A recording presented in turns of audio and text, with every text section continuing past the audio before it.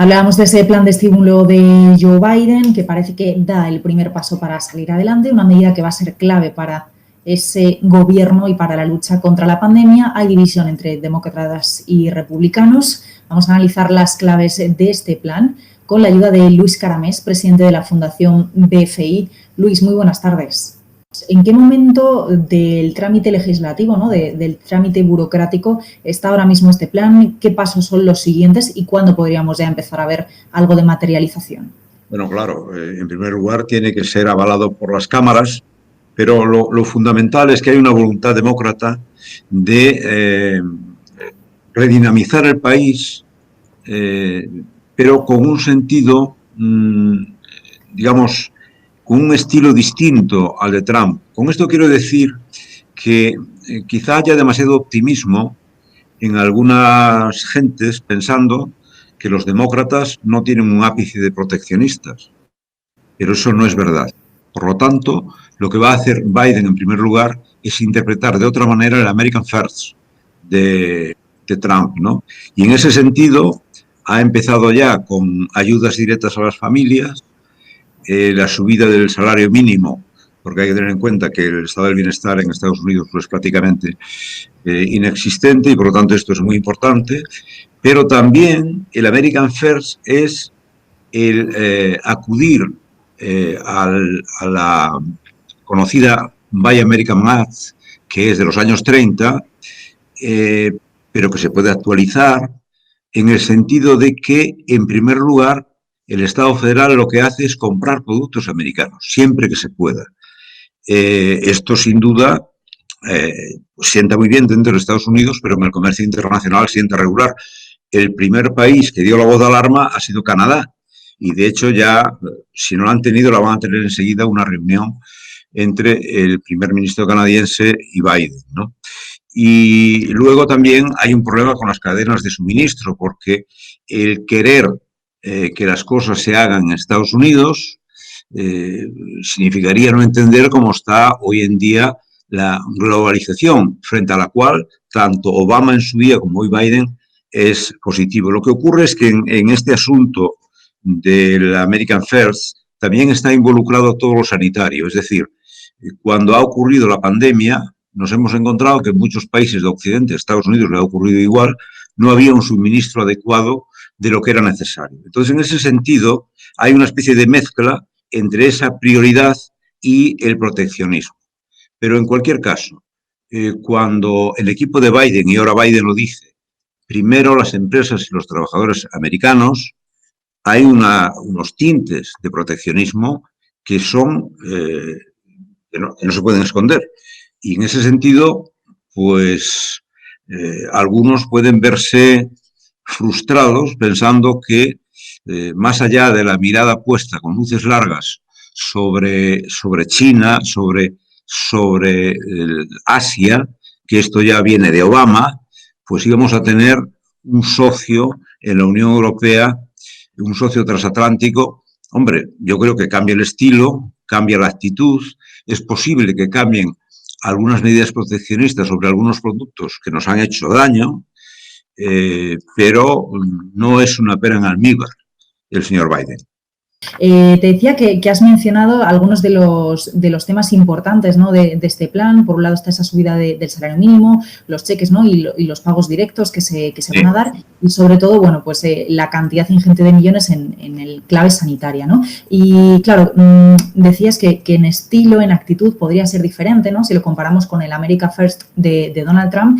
Más allá de eso, si al final se va a seguir priorizando ese Estado que compra americano, ese Estado que protege a trabajadores y empresas, ¿qué más diferencias vamos a ver entonces entre un America First de Donald Trump, de lo que hemos visto en los últimos años, y Joe Biden? Porque también se está hablando de la posición en la política exterior, pero también nos dicen, bueno, es que en la guerra comercial o en la relación con China quizás sea más amable, pero en el fondo la posición de Estados Unidos es la que es. Sí, yo creo que no va a ser muy diferente, ¿no? Pero lo que sí es verdad y hay que subrayar es que en la política económica de Biden y su equipo va a ser una política económica abiertamente keynesiana, en el sentido de que se va a cebar la demanda y la demanda interna. De hecho, está preparado un plan de inversiones públicas, aparte de todo lo relativo al medio ambiente, etcétera, ¿no?, que va en la línea en que todas las grandes organizaciones internacionales están pidiendo y subrayando, pues, por ejemplo, inversión en obras públicas.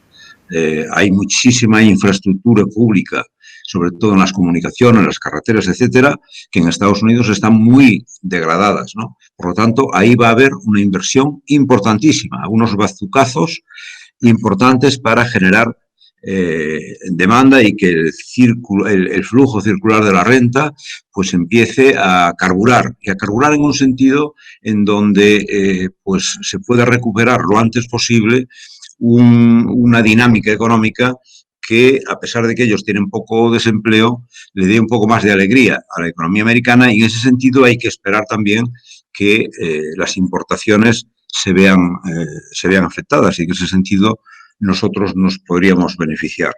Pero desde el punto de vista internacional, sin duda habrá otra política internacional más amable, pero respecto a China, es evidente que China come el terreno de una manera muy rápida. Estos días yo veía cómo el presidente húngaro le ponía una alfombra roja a China para crear la tercera o cuarta universidad china en prestigio, etcétera, se va a instalar muy cerca de Budapest. Y el presupuesto de esa universidad supera a todas las universidades húngaras de largo, ¿no? Bueno, este tipo de actitudes, vamos a poner entre comillas, agresivas, de China, son muy ponderadas también por el equipo demócrata, y por lo tanto probablemente habrá negociaciones, habrá ciertos progresos, pero en una línea que al final, en el objetivo, no difiere mucho de la de Trump. Lo que ocurre es que yo creo que los demócratas tienen un programa más sistemático, más ordenado, menos abrupto, incluso en el estilo, y eso yo creo que se va a notar. Dentro de, bueno, pues de esas políticas, ¿no?, que ya se están llamando Bidenomics, ¿no? ¿Qué va a suceder en el tema impositivo? En este caso sí podríamos ver en la fiscalidad, ¿no?, sobre todo en cuanto a las sociedades, ¿qué vamos a ver de cambios? ¿En qué va a ser Biden diferente? Porque también va a presionar un poco, ¿no?, en ese sentido, a salarios sí, anuales con rentas. Yo creo que va a agravar más las rentas altas del trabajo hasta un tope determinado, que en Estados Unidos no tiene por ser muy alto, respecto a como nosotros lo vemos, sí. En cuanto a las sociedades, también va a hacer una reforma en donde la amplitud de la base del impuesto sea mayor, y en general puede que toque algunos otros impuestos. Como sabemos que es un Estado federal en donde las bases impositivas están muy distribuidas entre las distintas administraciones, desde el Estado federal hasta los municipios, los condados, pasando por los estados, yo creo que la filosofía del cambio va fundamentalmente por el lado de incrementar la presión fiscal directa a las personas físicas y a las sociedades, fundamentalmente.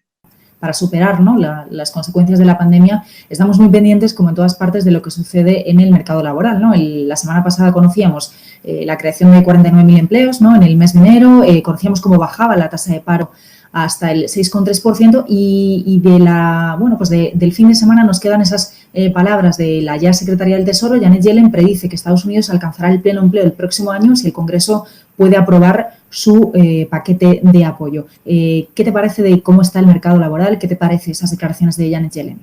Bueno, yo creo que son unas declaraciones bastante realistas. Si este primer paquete importante de medidas de política económica de Biden se lleva a cabo, y va también, esto está un poco relacionado, el tempus de la aplicación de estas medidas con la propia gestión política en una situación que no es muy cómoda para Biden, pero yo creo que al final va a poder conseguirlo, al menos en un porcentaje elevado. Pues si tenemos en cuenta, por otra parte, que el paro en Estados Unidos por supuesto que es superior al paro friccional, ¿no? Pero se mueve en unos entornos que siempre está prácticamente por debajo del 10% y, por lo tanto, este insuflar en el circuito económico de Estados Unidos todos estos recursos que están contemplados, sin duda va a provocar un incremento de la demanda de trabajo importante, de tal manera que probablemente puede reducir en 2 ejercicios 2 puntos como mínimo de ese desempleo.